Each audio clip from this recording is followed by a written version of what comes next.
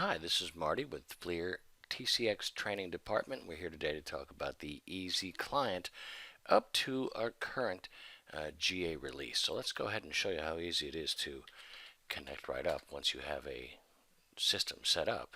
I've got a training account set up on our New Jersey headquarters demo machine, so we're just going to log right in. I've already got my credentials already saved in my browser cache. Now you can see how easy it is to log in and how quickly it does occur. One thing I want to show, I'm going to break this up into segments for other videos as well, but this is the overview of the Easy Client at the current version that it's at right now. So how do you figure out what that is? Well, you come all the way over here on the main bar here in the live area. You can see the live and playback are separate areas here, unlike the Easy Client. Unlike Control Center itself.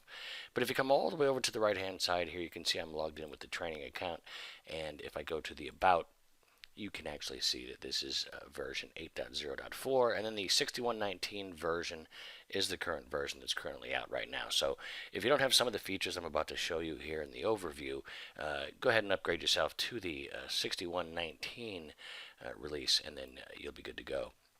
Now you can see here in the live view, and again we're just going to break it down into the two different sections, live versus playback. But right now, if you just look at the sections here, you got to focus your attention over on the right hand side. This is the live display area. Notice it does not come with any layouts like Control Center does.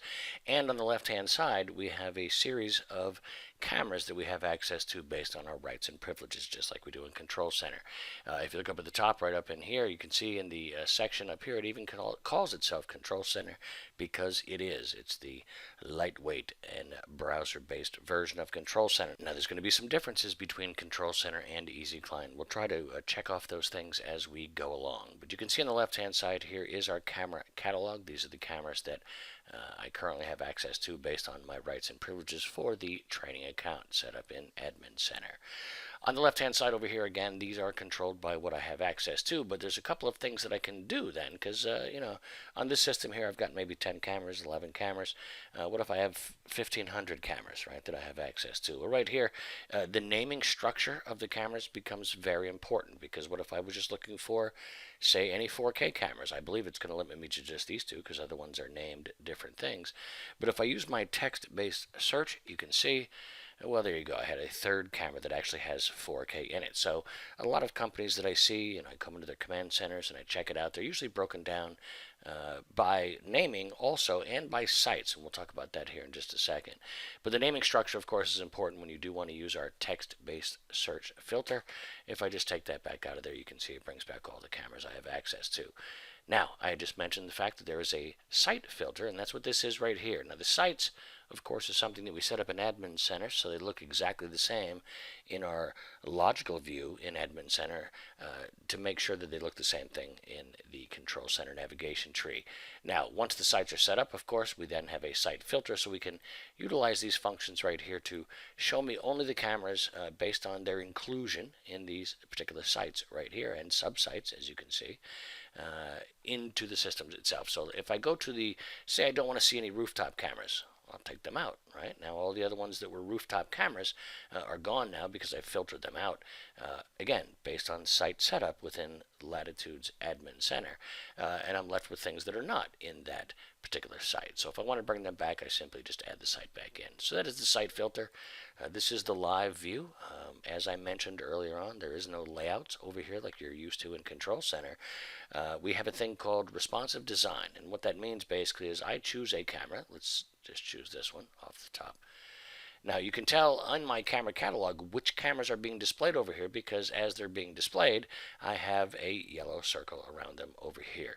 Now, this particular camera, I just happen to have a little bit of background. I was talking to my guys in our New Jersey headquarters, and they're actually using this camera. It's a PTZ, as you can see on the left-hand side right here. It does have the dome shape, which indicates it's a PTZ camera. And also, when I hover my mouse over the area, you can see I do have PTZ functional controls right here. What they're testing out right here is a PTZ tracking function that's within Latitude and a particular couple of cameras, as you can see going on here. But what I was getting at is I click the camera, it shows up in the entire area that I have available. If I click a second camera now, let's click on this one just as an example, you can see the area that it can display stuff in is it's utilizing what it can. If I click a third camera, again, on the left-hand side, these yellow circles over here indicate that these are live cameras being displayed on the right-hand side over here. And I can use these PTZ controls to do basically what a PTZ would normally do. So if I want to mess up somebody's testing right now, so I did move it over to the left. I hope I don't get into too much trouble, but the PTZ should pick it right back up again. If I want to make cameras go away from my live view, there's a couple of different things I can do. The obvious one that we're used to is the X in the top right corner. Let's go ahead and do that, and you can see the area that is available is being utilized by the Latitude Easy client. That is the responsive design. Now, I can show this even further because this button allows me to collapse my camera catalog. Maybe I've chosen the cameras that I want to be able to view live or even in playback. Again, playback is one camera at a time. Live cameras, depending on the browser that you're using. If you're using Chrome, which I'm using here, has up to 16 live camera displays. The same with Opera. The other two browsers that you can use are Internet Explorer and Edge. Both of those are still limited to 6, so you just have to keep that in mind. Now, the second way to make the cameras being displayed in the live area go away are simply clicking on a yellow box over on the left-hand side. If I do that, you can see it does go away, and now I'm left with the only one that's highlighted. If I take that out, well, then we have nothing here. Now, one thing to point out is we do have, I'll show you a little quick feature here. If I'm showing a couple of cameras, because this is maybe what I like to be able to look at on a regular basis, when I log out and log back in again, maybe I want to see these same cameras. So we do have that function, right? You'll see right here. I'm just going to go ahead and log out real quick, and I'm going to log right back in, and you're going to see it's going to display what I currently had in my settings. So it does save those settings and show you the live display. There's a little quick keyboard control that if you do control and backspace, which I just did on my keyboard, two-handed move, it can then blank out this palette and let you choose whatever cameras you like. But keep in mind, the last thing you logged out with will be what's displayed in the live menu based on one of the updates coming up to the 6119 that we talked about earlier. All right, so live view is very straightforward, right? It's supposed to be easy. It's in its name, the Easy client. A couple of things that we haven't talked about. We saw live and playback. We'll go to playback here in just a second. But on the right-hand side, you have these two sections right here. Now, this is what it appears to want to look like, right? This is the alarm cue.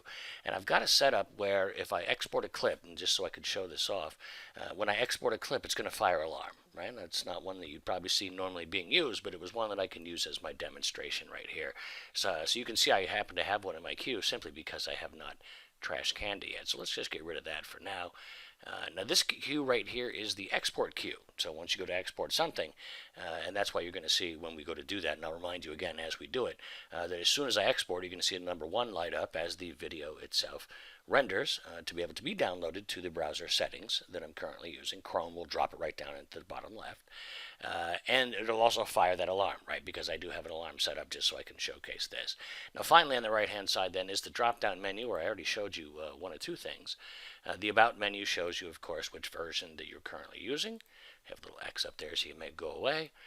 We do have a very functional help file, right? I can't say it's huge because it doesn't need to be huge, but it definitely covers each individual thing. When I first explored the Easy client, this is the first thing I came to was the help files. They're very helpful. Keep in mind you don't want to close your entire browser because it does open up another tab in your browser. So if you do want to close your help files, make sure you just close that tab. Now, further in this section over here is one of very cool settings.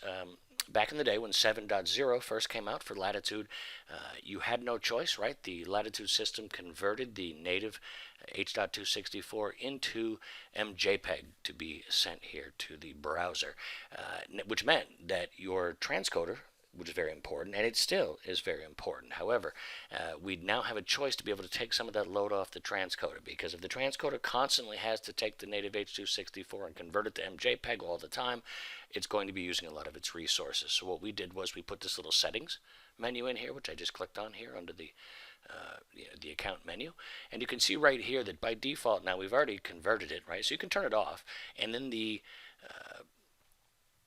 transcoder settings are going to apply to the video that you're seeing right here. One of the good demonstrations we show in some of our sales demos is if you set your transcoder settings down to like 120p or something, and then turn this off, right?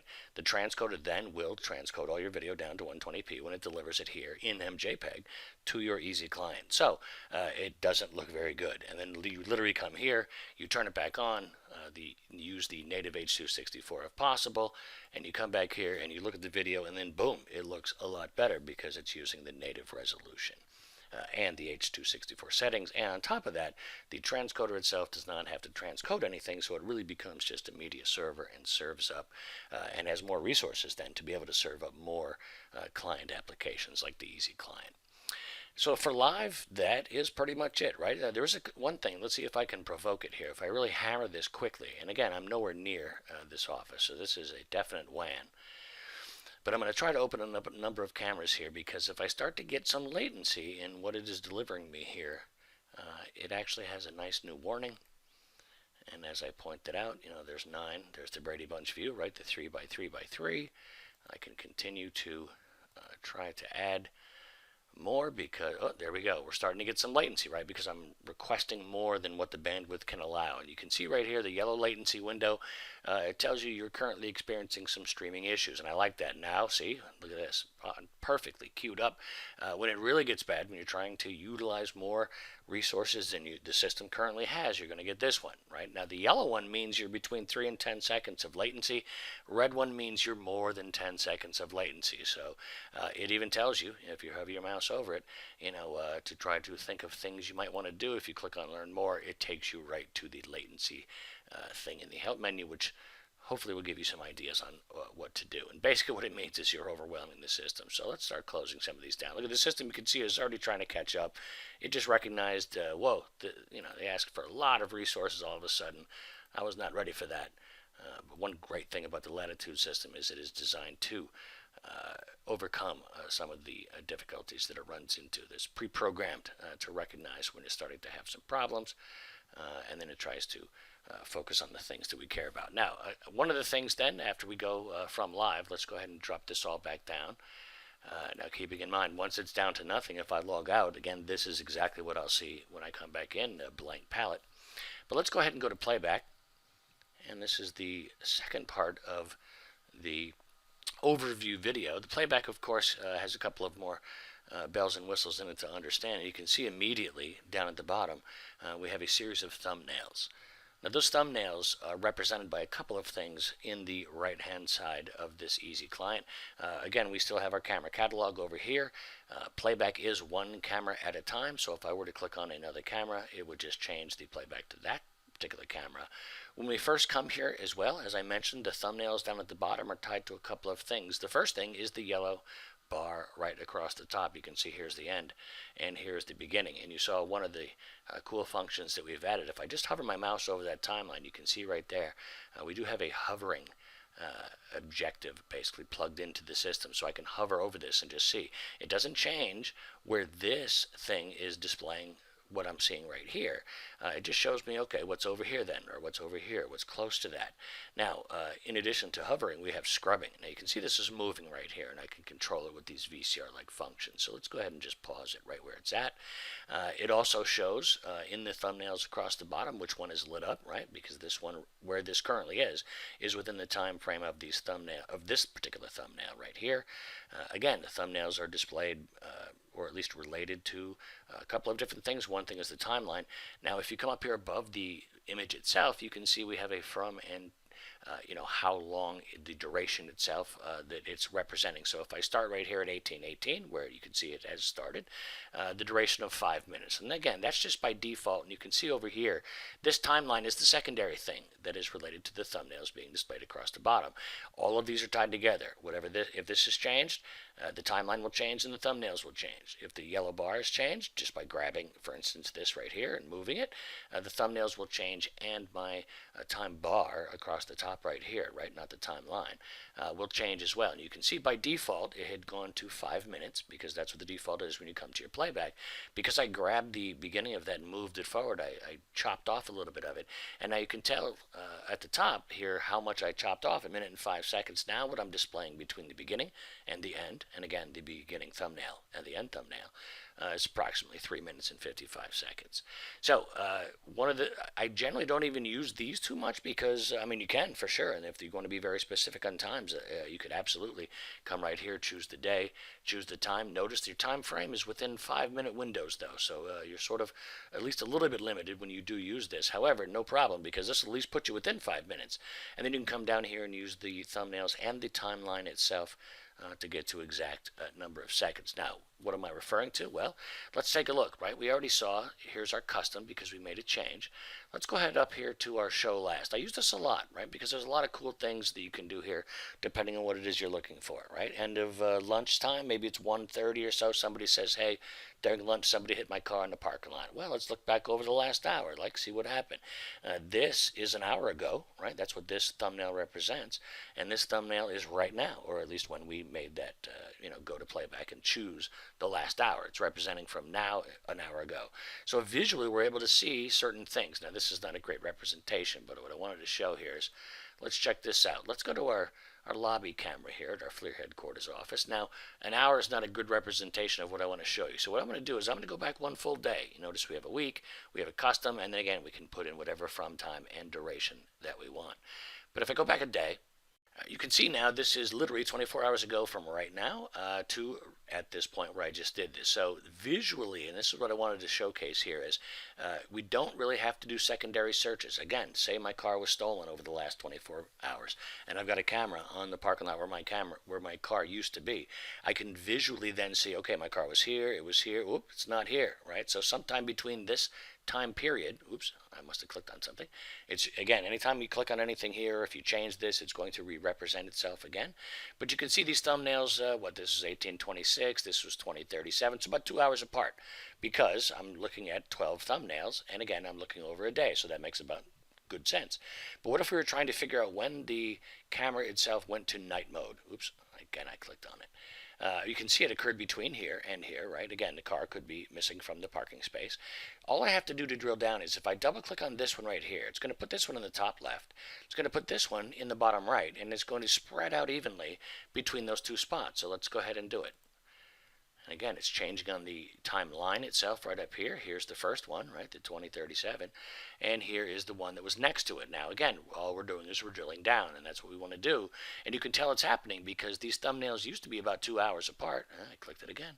But now they're closer than that, right? 2037, 2049. Now they're 12 minutes apart. So it's drilling down closer and closer to the time. So what we want to see happen is someone turn off that light. Or actually the other day on Friday when I was first doing this, it was perfect because I saw somebody leaving. They turned that light switch off right here. And then they walked out and the lights went off. So it was a really good demo. But I just went back 24 hours for now. We can still see when it happens, when it occurs between going from light mode into, daytime mode here into nighttime mode. So let's drill down again.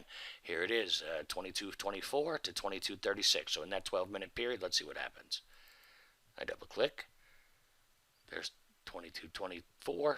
Here's 22:36. Again, we can see it. Boom, that's when it happened right here. Something went really dark, so maybe somebody did turn it off. Let's double click again. We're at 22:26. Here's 22:27. We're about a minute apart. Let's see if we can find the culprit. I'm going to double click right here.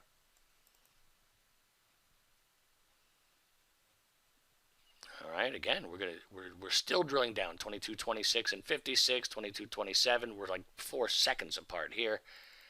Double click. And I think we're as close as we can find. So then what I do is I simply do, whoops, there it is. We can see what happened. I guess the light just went off enough, or somebody turned off those lights, and the camera immediately went into daytime mode. So you can see how easy it is to find the thing that it is that you're looking for. You notice as I move my timeline, it is moving the little yellow box on my timeline as represented by the thumbnails across the bottom. We've shown you the hovering right here. I've just been scrubbing, so you can see how the time frame does go forward, and then backwards. You could watch things happen in real time. All right, now finally the last thing again is the export that I was going to point out, and I didn't want to export too much, right? We don't want to spend all of our time looking in this notification area as the video is being rendered. So I am going to crop it all the way down here. There's nothing going on here. It simply is a portion of time on my timeline, and again represented by our timeline here. So the drilling down, the double clicking on the thumbnails themselves, and then drilling down into closer and closer spots. Once you get within a few seconds, I mean, there's no need to continue to drill down. You've got it sitting here on your timeline.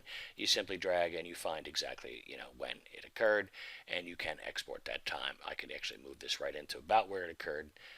And then I come up to export. Now keep in mind, as soon as not as soon as, I'll do this first and I'll show you my choices here. We have the same choices that we always have had, but we do have a couple of different options now depending on the choice itself. So DVT is always our recommended. It is our proprietary format. It has always been able to watermark and validate basically the file has not been tampered. We could do this in Control Center. That's another training video. Now we do have that same function, however, in MP4 and AVI. So there's a couple of questions you need to ask yourself about the default method that you want to use across the board, keeping in mind that the MP4 format is the default now. It's only since DVT because I was playing around with it earlier today. MP4 format, again, we have a secondary, right? The reason the DVT was able to be validated before was because it has a checksum file built into it. MP4 now has a checksum file as well. It's simply an external checksum file. And when you go to export something, of course, you have to keep that checksum file within the same root folder as the video file, the MP4 file. If that's the case, you can validate that file in Control Center, even though you can't play it, right? Control Center only plays the DVT files. But you can validate it if that checksum file that is associated with the video file, when you export an MP4 in the same root folder, you can then validate that file. Same with AVI as well. Now the MP4 has added two things in the 8.0.x versions since 8.0 came out. The embedded subtitles is nice. It all depends on what it is you're trying to display. You do have to make sure that the video player, whether it's Windows Media Player or VLC or something like that, does have some internal settings controls that you may have to turn on as well to be able to display it. But we do capture that metadata and export it along with the MP4 video.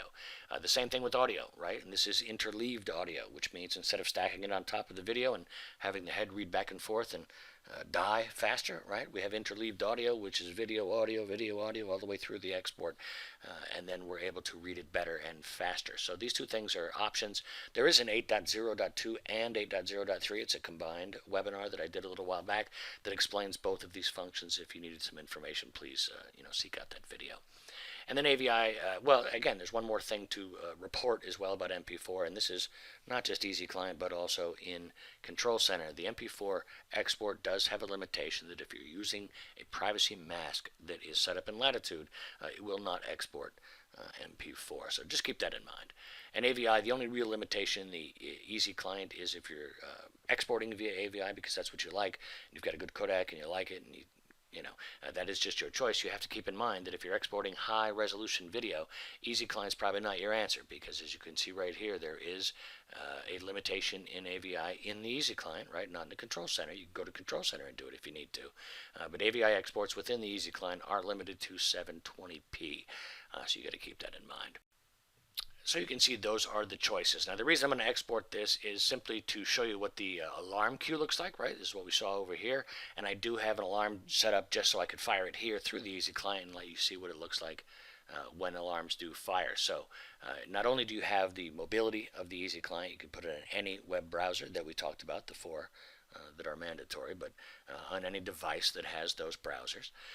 You now also are getting most of the functionality that the Control Center has for you as well. So you don't have to be in the command center anymore, and you can still get all of the important information. So I'm going to export this really quick. Let's just do DVI then, since we're doing an example. And as soon as I do this, you're going to see this flag light up because the video will be rendering. I'll go there very quickly so you can see the little the bar that shows you it's completing its task, but you'll also see the alarm light up here, number 1 as well, and on the bottom it'll slide up from the bottom right, telling you the name of the alarm just like Control Center does. Let's see it happen. And as I pointed out, there you go. There's the video rendering.